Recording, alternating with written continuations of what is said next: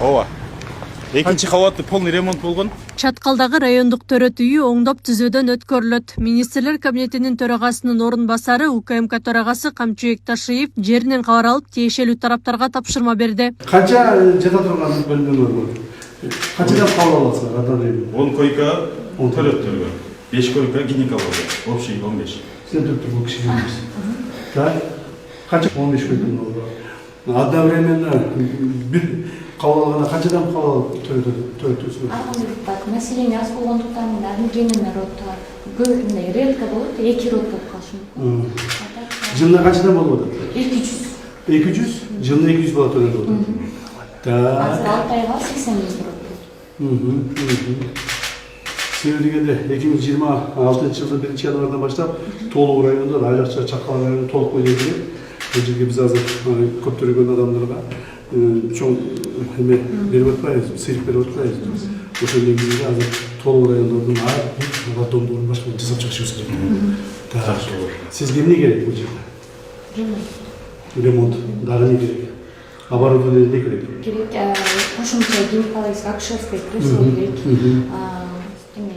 Баягы жаш балдарды жанагы недоношенный балдарды кармай турган эмеңиз бар камера? Жок. Неонатолог врачыбыз жок. Азыр ошол боюнча мен завчаракка кат жаздым эле 900 миң өкмөткө которуп беришиптир. Ошол бул жакка айтып аткан аппараттар. Буюрса өздөрү биз характеристикасын бергиле биз алып беребиз дейт. Тез арада ичинде ремонт кылгыла болду. Азыр ремонт кыласыздар. Кейинки абордон алып бересиңер. Бул Чаткал райондук радиодон төрөт үй. Эң алдыңкы төрөт үйлөрдөн болуш керек. Бардык абордон болуш керек. Так, Халил Жолдорович, мына Чаткал райондук төрөт үйүнү толук бойдон өзүңүз көзөмөл алыңыз. Ремонтун, керектүү оборудованияларын, так, дополнительный кошулган штаттарды керек болсо, так. Бардыгын эски абордон баарын алып салып туруп, баарын жаңалап сону кылып туруп, бул жер үлгүлүү төрөт үй болуш керек. Төрөт үй болуш керек. Себеби дегенде азыр биз айтып атпайм, толук райондорго шарттар түзө баштадык. Толук райондордо биздин балдарыбыз көбүрөөк төрөш керек да. Ошо шарттар түзөбүз азырчы. Моодорду бар, Моодорду анда мына караңыз, мына кришаны мына кришаны алган, кришаны бүтүп алган. Сыртынан бери сону жасап, макулбу? Мисалы керектүү акчаны бул жерде мына булар айтты, чагат алып берем деп атат, башка алып берем деп атат дейт. Ошол менен сүйлөшүп, калганын биз кошуп берейин. Макулбу? Бактарактардан бери бүт ушул бул төрөт үйү эң үлгүлүү төрөт үй болуш керек. Атайын кызматтын төрагасы район эли менен жолугуп, кубанычтуу кабар менен бөлүштү. Мындагы көп балалуу энелер 2 миллионго чейин сүйүнчү пул ала алышат. Анткени Чаткал 1800 метрден бийик тоолуу район болгондуктан ар бир үй бүлөгө атайын программага катышуу мүмкүнчүлүгүн ачат. 2026 жылдын 1-январдан баштап төрөлгөн ымыркайлардын жакшы мамлекет тарабынан акча бөлүнүп бере турган болду. Президент указы чыкты бул боюнча. 2026 жылдын 1-январдан баштап төрөлгөн 4-чү баладан башталат. 4-чү баладан баштап 10-чу балага чейин акча төлөнөт. Бул деген ошо 4-чү балага 400 миң төлөнөт. 7-чи балага миллион төлөнөт. 4-чүгө, 5-чиге, 6-чыга да төлөнөт. 7-чиге миллион төлөнөт. 7-чи балалуу болгондорго. 10-чу балалуу болгондорго 2 миллион төлөнөт. Бул кайсы үй бүлөлөргө төлөнөт? Бул тоолуу шартта жашаган, 1800дөн бийик жашаган айлык штаттардагы төрөлгөн ымыркайларга төлөнөт. То есть Чаткал району 100% буга кирет. Мен азыр тапшырма берип келдим. Кудай буйрса быйыл күзгө чейин, ошо январга чейин, январда башталат эми. Январга чейин кудай буйрса роддомду толук бойдон ремонтун өткүзөбүз. Ремонтун өткүзүп, жаңы керектүү жабдыктарды алып келип, шарттарын түзүп, ушу толук биздин кыздарыбызга, толук келиндерибизге, ушуларга баардыгына шарттар түзүп беришибиз керек. Биз ушуну түзөбүз. Түшүнөм, азыр маселе башталат. Чаткал районуна барып төлөшүбүз керек. Туура. Ал үчүн айыл өкмөттөр кана барбы бу жерде айыл өкмөттөр? Экөөгө ар ушу ушул төрөлгөн балдардын учетун алгыла. Уктуңарбы? Это серьезно айтам. Ал бала келин бу жерде жашап атабы, жашабай атабы, же төрөшүнө бир ай калгандан кийин төрөп алып тургандан мага миллион бер деп жүрбөсүн. Уктуңарбы? Ушул жерде жашаш керек. Биринчиден, экинчиден ошол эле указдын негизинде төрөлгөн бала 1 жашка чыккандан кийин берилет акча. 1 жашка чыккандан кийин берилет. Ал төлөгөн келин ушул жерде дагы 1 жыл жашаш керек. Чаткал районундагы кен казган компаниялардын белгилүү бир өлчөмдөгү үлүштөрү мамлекетке өтөт. Атайын кызматтын төрагасы компаниялардын ишмердүүлүгү УКМКнын көзөмөлүнө алынарын баса белгиледи. Чаткал районундагы ар бир кен иштеткен компания биздин учетто болот. Ар бир. Космомет түшүндүңбү? Так, ар бир компания чоң болобу, кичинеси болобу, ошолорду карап чыгыш керек иштерин. Кандай пайда келтирип атат, канча налог төлөп атат, канча пайданы өзү таап атат, ошол тапкан пайдасы канчасы бизде калып атат. Биз ушундай зерикпестен ушу отуруп досконально ошонун баарын карашыбыз керек. Анан кийин кайсы бир чиновник 5-10 тыйын алып коюп туруп отура бериңиз. 5-10 тыйын алып коюп туруп, анан кийин өзүнүн чөтөгүн иштетпеш керек. Биз уже карай баштадык биринчиси. Мына биринчи результатыбыз чыкты жакында эле. Full Gold Mining деген компания болду. Азырда эле бар. Алардын жасаган иштеринин, кылган иштерин баарын карап чыгып, көп нарушениялерин таап, бүгүнкү күндө 30% мамлекетке өткүзүп атат. Өткүзүп бүттүбү же бүтө элек билбейм, өткүзүп атат, Өткүзүп атат 30%. Мындан ары ошол 30% мамлекеттики болот. Полностью. Биз контролдо турабыз. Андан сырткары кетирген ошол кемчиликтерине канча төлөдү? 2 миллиард. 20 миллион доллар акчаны төлөдү. 20 миллион доллар акча мына жол алды иште.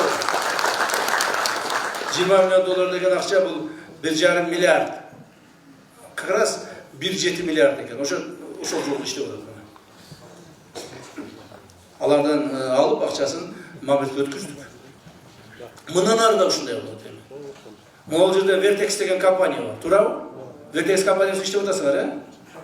Vertex компаниясындагы азыр жок деген 30-40% мамлекетке өткүзөбүз. Так, алардын да нарушениялерин таап, алардан дагы тапкан мурдагы прибыльдерден жанын суруп туруп, сыгып алып туруп элге беребиз ошо. Мындай кылбаса болбой калды. Мындай кылбаса болбой калды. Себеби дегенде элдин байлыгын талап тоноп жеп кетип атышат.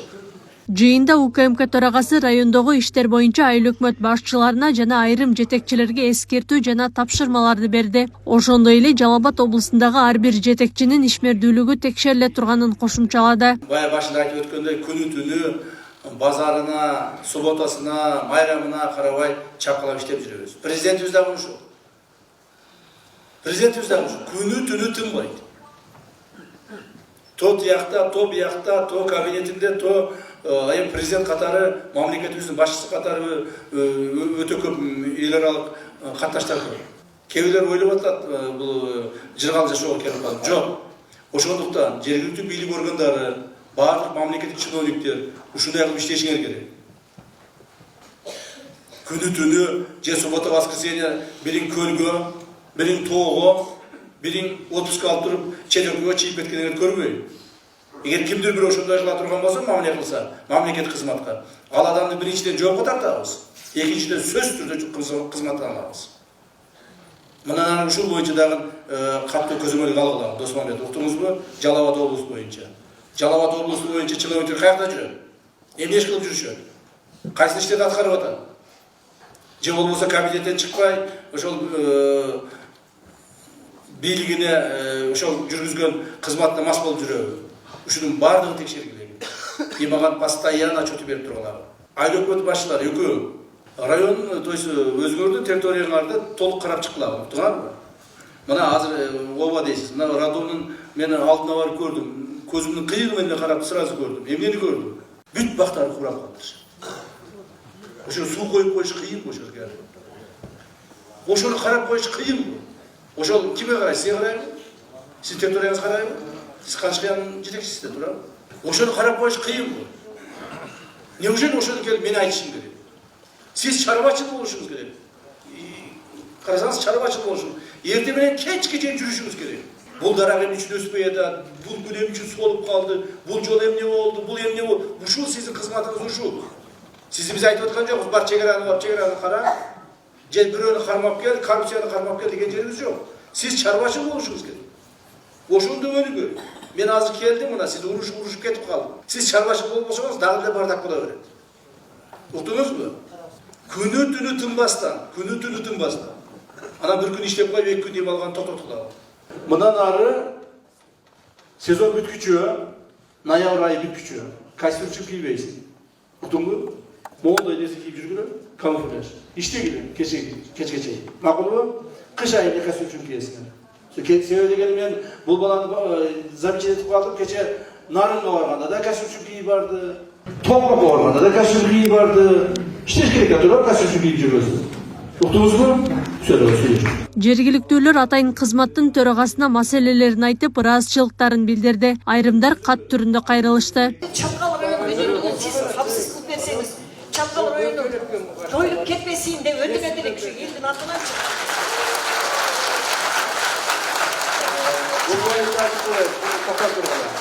Çatkal rayonu birinciden hiç kaçan joyulmayın, men barım.